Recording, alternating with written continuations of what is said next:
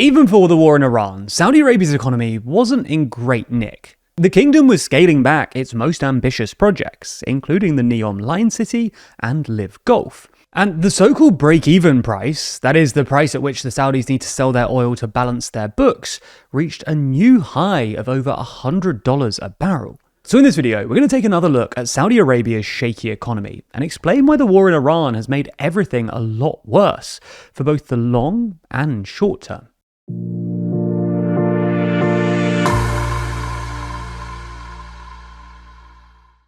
If you love staying informed and want some of the best reporting on YouTube, then subscribe and ring the bell for more.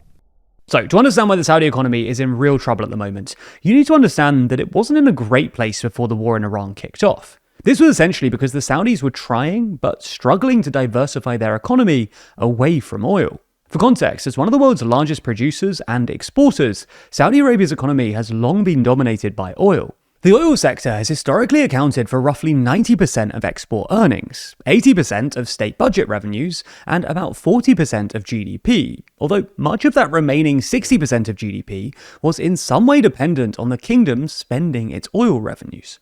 Producing and exporting tons of oil has unsurprisingly made the kingdom very wealthy, but it's problematic for both economic and political reasons. Economically, an over-reliance on oil won't be sustainable if oil demand declines in the coming decades. But even if demand persists, it would still leave the economy at the mercy of oil price cycles. Politically, it's a problem because oil alone just can't provide enough jobs to keep the growing Saudi population employed, and creates a vast inequality between those in oil and non-oil sectors. This has become more of a problem as the Saudi population has boomed.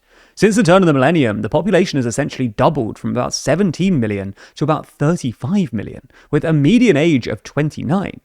Anyway, in an attempt to remedy this, in 2016, Saudi Arabia's crown prince and de facto leader Mohammed bin Salman, commonly known as MBS, announced Vision 2030, a sweeping plan to transform the Saudi economy and diversify away from oil. In practice, this involved redirecting oil revenues, which had previously been largely invested in foreign financial assets, like US government bonds, into Saudi's other export-led industries and the domestic economy to increase domestic demand and thus reduce the kingdom's reliance on imports. But both of these things were always going to be difficult in the Saudi context. Saudi Arabia doesn't really have traditional export-led industries like agriculture or manufacturing. So this meant focusing instead on softer and less reliable sectors like tourism or golf. Similarly, Saudi Arabia doesn't really have a domestic economy, and most domestic economic activity was driven by the government redirecting oil revenues. For context, historically around 65% of working Saudis have been employed by the state, and their wages essentially paid in oil revenues, which in turn fuels the domestic economy. Vision 2030 wants to bring this number down to 20% by 2030.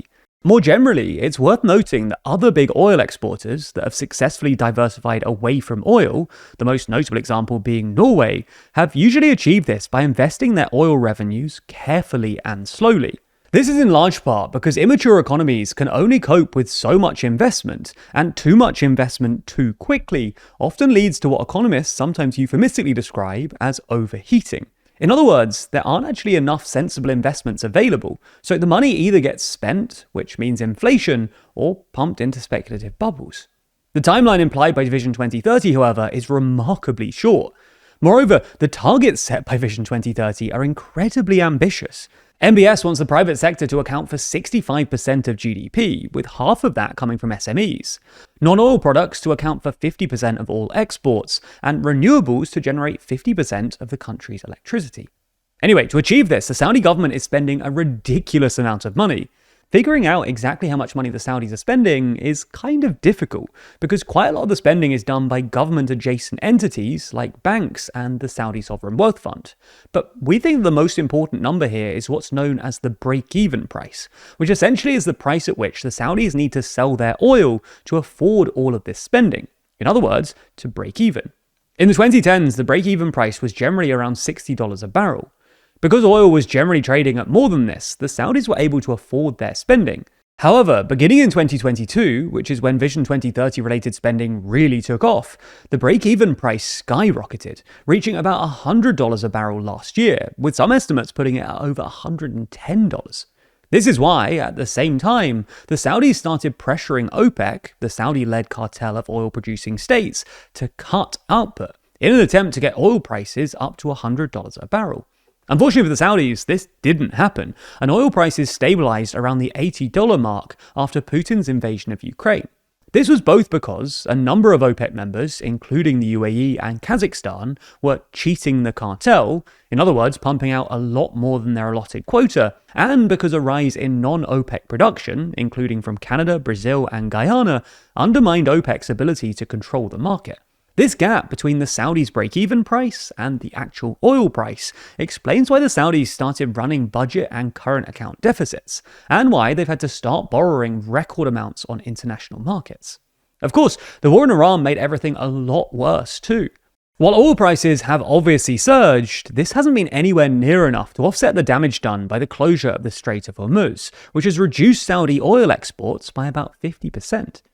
Saudi oil facilities have also been damaged by the occasional Iranian strike, and there's a risk of additional damage to Saudi energy infrastructure if the blockade persists, because this could force the Saudis into so-called shut-ins to reduce production, which could in turn degrade infrastructure and reduce productive capacity. But perhaps more significantly, the war in Iran has undermined the Gulf's image as a sort of safe haven. This was obviously central to the appeal and prosperity of places like Abu Dhabi and Dubai, which have long been seen as safe places for tax-shy Westerners to park their cash. But it was also pretty central to the viability of Vision 2030. After all, it's hard to attract tourists, or for that matter, footballers or golfers, when your region is widely perceived as a geopolitical hotspot.